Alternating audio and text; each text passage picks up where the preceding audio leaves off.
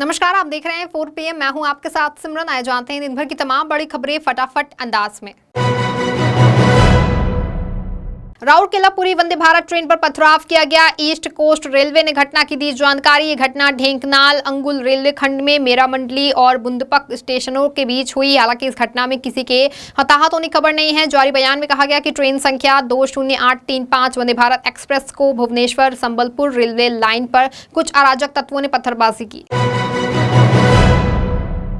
मुख्यमंत्री नीतीश कुमार पहुंचे दरभंगा। डीएमसीएच में नवनिर्मित सर्जिकल ब्लॉक के सभागार में लगभग 2700 करोड़ रुपए की लागत से दरभंगा चिकित्सा महाविद्यालय एवं अस्पताल को पुनर्विकसित करने की योजना का किया उद्घाटन। मुख्यमंत्री ने कहा कि एम्स के निर्माण से शहर का बहुत विस्तार हो जाएगा। केंद्र सरकार का पत्र आया है जिसके अनुरूप स्थल को विकसित किया जाएगा, स्थल को ऊंचा किया जाएगा। इतना अच्छा हो जाएगा कि सब लोग देखते ही रह जाएंगे। हम लोग तेजी से काम करके केंद्र को भेज देंगे।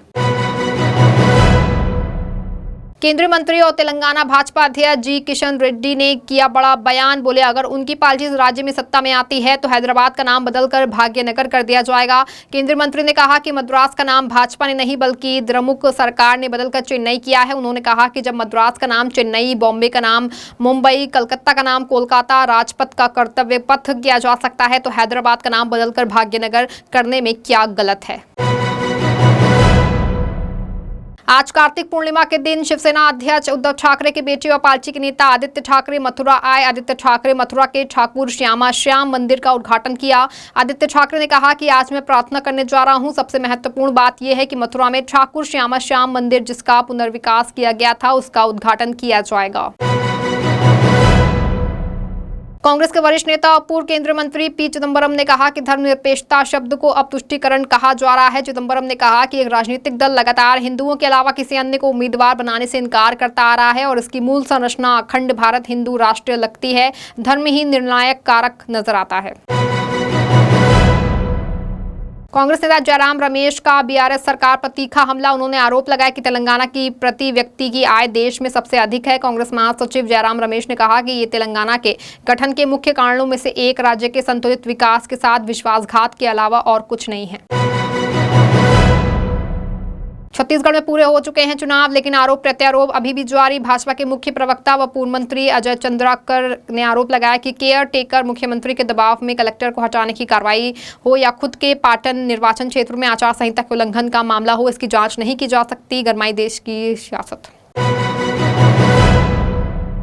मतदान से पहले बीआरएस और एआईएमआईएम में हुई डील वाला बयान काफी चर्चा में। अब इस बयान को लेकर ओवैसी ने कहा कि 9 विधायक सीटों पर हमारे खिलाफ बीआरएस उम्मीदवार चुनाव लड़ रहे हैं। जहां भी उम्मीदवार नहीं है हमने जनता से आग्रह किया है कि वो चुनाव लड़ें। ओवैसी ने कहा कि हम उनके खिलाफ चुनाव लड़ रहे हैं। तकनीक के इस दौर में डीप फेक लोगों के लिए काफी खतरनाक होता जा रहा है। आए दिन इसका शिकार कोई ना कोई हो रहा है। पिछले दिनों मध्य प्रदेश कांग्रेस अध्यक्ष कमलनाथ का एक फर्जी वीडियो सामने आया था जिसमें वो कथित तौर पर लाडली बहना योजना को बंद करने की बात कह रहे हैं, जिसके बाद फर्जी वीडियो प्रसारित करते समय डीप फेक मामले में केस दर्ज, पुलिस ने जांच की शुरू। तेलंगाना में केसीआर सरकार को लगा बड़ा झटका। चुनाव आयोग ने रायथू बंधु योजना को लेकर दी गई अनुमति को लिया वापस। इस पर चुनाव आयोग का कहना है कि इस योजना के तहत अब तक कोई विवरण नहीं किया जाएगा जब तक कि तेलंगाना राज्य में आदर्श आचार संहिता लागू है। ये बताया जा रहा है कि चुनाव आयोग का बड़ा फैसला। तेलंगाना की एक चुनावी रैली में आज केंद्रीय गृह मंत्री अमित शाह ने कांग्रेस और केसीआर पर जमकर हमला बोला। शाह ने कहा कि कांग्रेस को अगर किसी ने वोट दिया तो उसका मतलब साफ है कि गांधी परिवार से कोई मुख्यमंत्री बनेगा। वहीं अगर बीआरएस को दिया तो केसीआर परिवार से बनेगा, लेकिन अगर भाजपा को दिया तो इस बार कोई पिछड़े वर्ग से सीएम बनेगा। एक बार फिर गरमाई बिहार की सियासत। जीतन राम मांझी और नीतीश कुमार के बीच आरोप प्रत्यारोप का दौर जारी। बिहार के पूर्व मुख्यमंत्री जीतन राम मांझी ने अब सीएम नीतीश कुमार को कहा गालीबाज। मांझी ने नीतीश कुमार का एक वीडियो शेयर किया। इस वीडियो में नीतीश कुमार एक रैली को संबोधित करते हैं और वो अपने ही मंत्री रत्नेश सदाक पर गुस्से में नजर आ रहे हैं। बीजेपी नेता शुवेंदु अधिकारी ने ईडी को लिखा पत्र में लिखा पीपीई किट की खरीदारी में बंगाल सरकार ने किया है घोटाला। बता दें कि भाजपा नेता शुवेंदु अधिकारी ने कहा कि 2020 व 21 में कोरोना महामारी के समय बंगाल सरकार की ओर से जो पीपीई किट व अन्य चिकित्सा उपकरण खरीदे गए थे उसमें भारी घोटाला हुआ है। इसकी जांच होनी जरूरी है।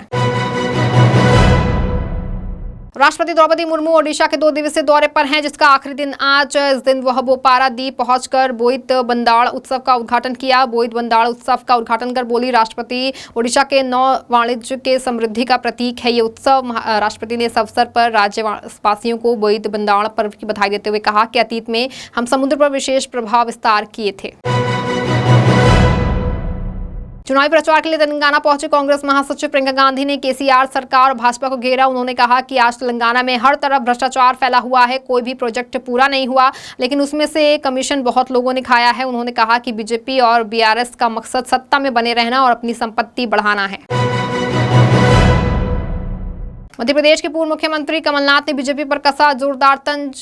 पूर्व मुख्यमंत्री कमलनाथ ने कहा कि चुनाव परिणाम को लेकर जो खबरें आ रही हैं वे अपने पक्ष में हैं। भाजपा के लोग सोच रहे हैं कि विधायकों को खरीद लेंगे, पर अब वे ऐसा नहीं कर पाएंगे। अब तक के रुझानों में पूर्ण बहुमत में आ रहे हैं। चेन्नई में स्टालिन के पूर्व प्रधानमंत्री वीपी सिंह की प्रतिमा का किया गया अनावरण। स्टालिन ने इसे दिवंगत सामाजिक न्याय के संरक्षण का सम्मान करना सत्तारूढ़ द्रमुक का कर्तव्य बताया है। स्टालिन ने कहा कि अगर उत्तर प्रदेश वीपी सिंह का मातृ राज्य था तो तमिलनाडु उनका पिता राज्य था। राजस्थान चुनाव सफलतापूर्वक होने के बाद अब बड़ी खबर निकलकर सामने आ रही है। राजस्थान के मुख्यमंत्री अशोक गहलोत ने विश्वास जताया है कि पिछले सप्ताह हुए विधानसभा चुनाव में कांग्रेस को स्पष्ट बहुमत मिलेगा। मालूम हो कि राजस्थान की 200 विधानसभा सीटों में से 199 सीटों पर शनिवार को मतदान हुआ और वोटों की गिनती 3 दिसंबर को होगी। अमेरिका ने भारत पर लगाया गुरपतवंत सिंह पन्नू की हत्या की साजिश का आरोप। कनाडा के बाद अब अमेरिका ने भारत पर सिख अलगाववादी की हत्या की साजिश का आरोप लगाया है। हालांकि ये मामला कब का है इसके बारे में कुछ स्पष्ट नहीं है, लेकिन इस मामले को लेकर गरमा रही है देश की सियासत। बिहार की नई आरक्षण नीति के खिलाफ पटना हाईकोर्ट ने याचिका दायर की है। ये महागठबंधन सरकार के लिए झटका माना जा रहा है। ऐसे में अब जेडीयू के राष्ट्रीय अध्यक्ष ललन सिंह ने अपनी प्रतिक्रिया दी। उन्होंने बीजेपी पर हमला बोला है। उन्होंने कहा कि पटना हाईकोर्ट में याचिका बीजेपी ने दाखिल कराई है। बीजेपी आरक्षण विरोधी है। बीजेपी नहीं चाहती है कि आरक्षण का दायरा बढ़े। बता दें कि ये मामला गरमाता जा रहा है। उत्तरकाशी सुरंग में फंसे लोगों को बचाने के लिए रेस्क्यू ऑपरेशन जारी। प्रधानमंत्री के प्रधान सचिव डॉक्टर पीके मिश्रा, गृह सचिव अजय कुमार भल्ला, उत्तराखंड के मुख्य सचिव सुखबीर सिंह संधू और अन्य कई सीनियर अधिकारी मौके पर पहुंचे, स्थिति का जायजा लिया। बता दें कि 41 मजदूरों को सुरंग से निकालने का अभियान है जारी। केंद्रीय मंत्री अजय मिश्रा ने पश्चिम बंगाल के शरणार्थी समुदाय मतुआ बहुल क्षेत्र में जाकर किया दावा, मार्च 2024 तक हर हाल में लागू करेंगे सीएए, कोई नहीं रोक सकता।